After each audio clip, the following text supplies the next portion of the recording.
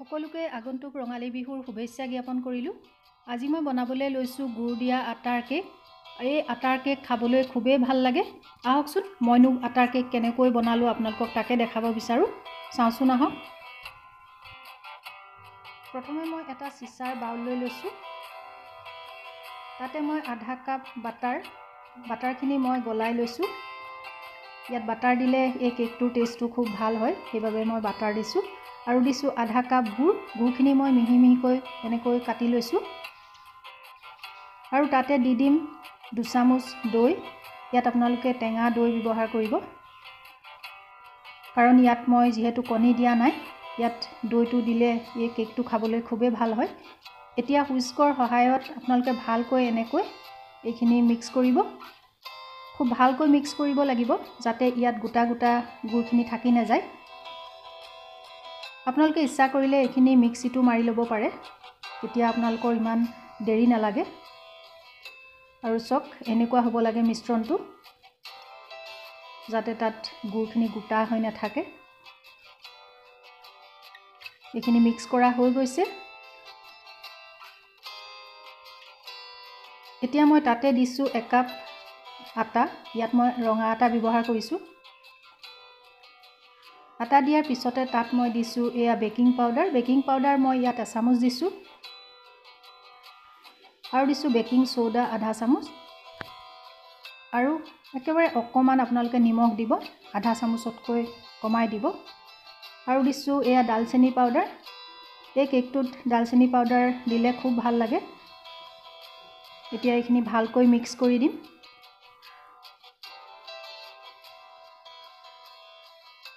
এতিয়া তাতে আৰু দি দিম আধা কাপ গাখীৰ। এতিয়া মই পুৰাকৈ দি দিয়া নাই, অকণমান থৈ দিছোঁ, পিছত দৰকাৰ হ'লে দিম। এতিয়া এইখিনি পুনৰ ভালকৈ মিক্স কৰি দিছোঁ।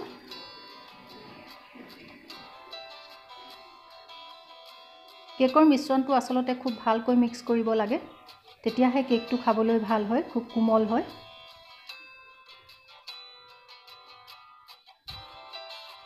খুব বেছি পনীয়া নকৰিব। এতিয়া তাতে মই কাটি ৰখা ড্ৰাই ফ্ৰুইটছ দিছোঁ। ড্ৰাই ফ্ৰুইট আপোনালোকে যিকোনো দিব পাৰে। মই ইয়াত খেজুৰ, কাজু, কিচমিচ, আলমণ্ড এনেকৈ কাটি দিছোঁ আৰু বাকী অলপ থৈ দিছোঁ পিছত ওপৰত গাৰ্নিছ কৰিবৰ বাবে। এতিয়া এইখিনি ভালকৈ পুনৰ মিক্স কৰি দিব। এনেকৈ ড্ৰাই ফ্ৰুইটছ দি দিলে কেকটো খুব ভাল লাগে।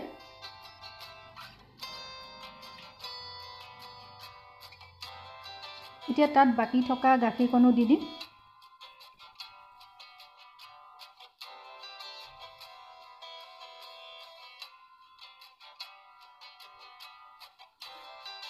হৈ গৈছে মিক্স কৰা। এতিয়া আমি এই মিশ্ৰণটো প্ৰায় 15 মিনিটমান সময়ৰ বাবে ঢাকোন মাৰি ৰাখি দিম। আৰু এতিয়া আমি যিটো পাত্ৰত কেক বনাম, সেই পাত্ৰটোত মই অকণমান প্ৰথমে বাটাৰ সানি ল'ম। বাটাৰকণ চাৰিওফালে এনেকৈ সানি দিব।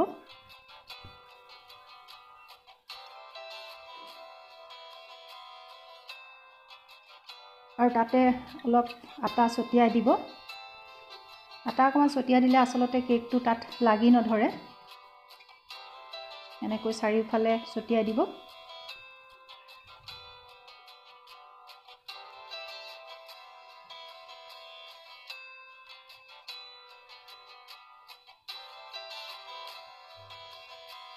এতিয়া 15 মিনিট হৈ গৈছে।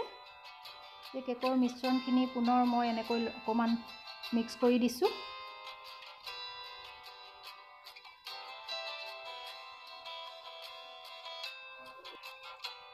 এতিয়া মই কেকৰ পাত্ৰটো লৈ লৈছোঁ আৰু তাতে মই যিখিনি মিশ্ৰণ ৰেডি কৰি ৰাখিছোঁ, সেই মিশ্ৰণখিনি তাত লাহে লাহে এনেদৰে ঢালি দিছোঁ।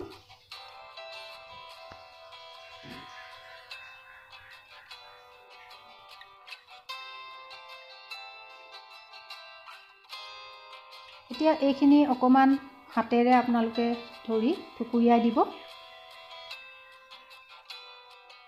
এনেদৰে।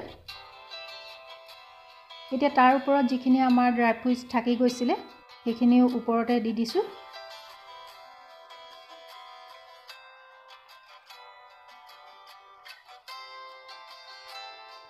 এতিয়া মই গেছৰ ওপৰতে এটা কুকাৰ উঠাই দিছোঁ, কাৰণ মই কুকাৰতে কেকটো বনাম।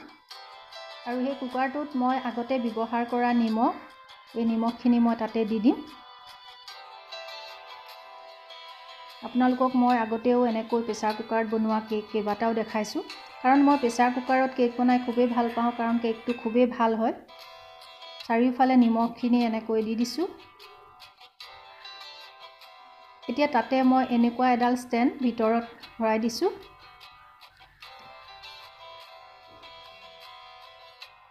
আৰু এতিয়া কুকাৰটো অকণমান গৰম হ'বৰ বাবে এনেকৈ 5 মিনিটমান সময় এনেকৈ ৰাখি দিম।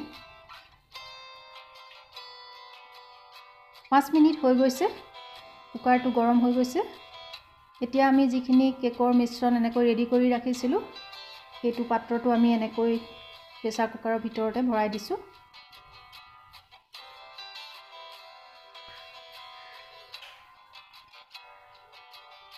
আৰু এতিয়া আমি এনেকৈ ঢাকনখন মাৰি দিম, আৰু ঢাকনখনৰ ছাইডৰ ৰাবাৰডাল আৰু হুইচেলটো খুলি দিব। এতিয়া মই গেছৰ ফ্লেমটো একেবাৰে কমাই 45 মিনিটমান সময়ৰ বাবে এনেকৈ গেছৰ ওপৰতে কুকাৰটো আমি ৰাখি দিম। 45 মিনিটৰ পিছত মই পুনৰ কেকটো হৈছেনে নাই চেক কৰিম। আৰু এডাল শলা লৈ লৈছোঁ, আৰু শলাডালেৰে মই এনেকৈ ভিতৰলৈ শলাডাল সুমুৱাই চাম। কিন্তু কেকটো আৰু অকণমান হ'ব লাগিব যেন লাগিছে, কাৰণ চব ভিতৰৰ মিশ্ৰণটো অলপ লাগি আহিছে। আৰু 5 মিনিটমান সময় পুনৰ আমি ঢাকোন মাৰি ৰাখি দিম।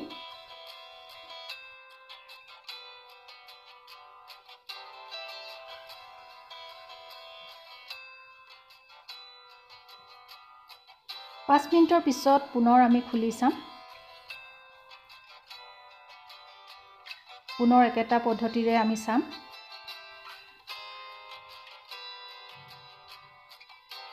হৈ গৈছে এইবুলি, মিশ্ৰণটো লাগি অহা নাই।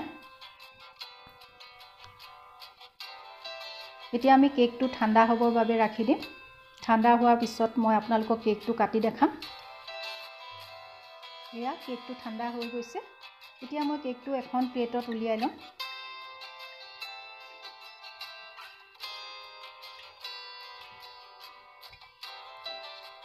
কেকটো চব ধুনীয়াকৈ ওলাই গৈছে,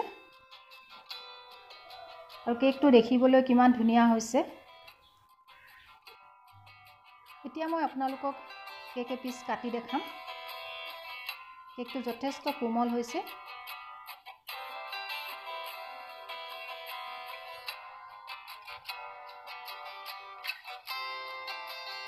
এয়া চাওক, কেকটো মই আপোনালোকক ওচৰৰ পৰা দেখাইছোঁ। খুবেই ধুনীয়া হৈছে কেকটো, আৰু এই কেক খাবলৈ খুবেই ভাল লাগে। আপোনালোকে কিন্তু এইবাৰ বিহুত নিশ্চয় এই কেকটো বনাব। আপোনালোকে ভিডিঅ'টো চাই কেনে পালে লাইক আৰু কমেণ্ট কৰিবলৈ নাপাহৰিব। ভিডিঅ'টো চোৱাৰ বাবে আপোনালোকলৈ বহুত বহুত ধন্যবাদ থাকিল। পুনৰ লগ পোৱাৰ প্ৰতিশ্ৰুতিৰে আজিলৈ আহোঁ।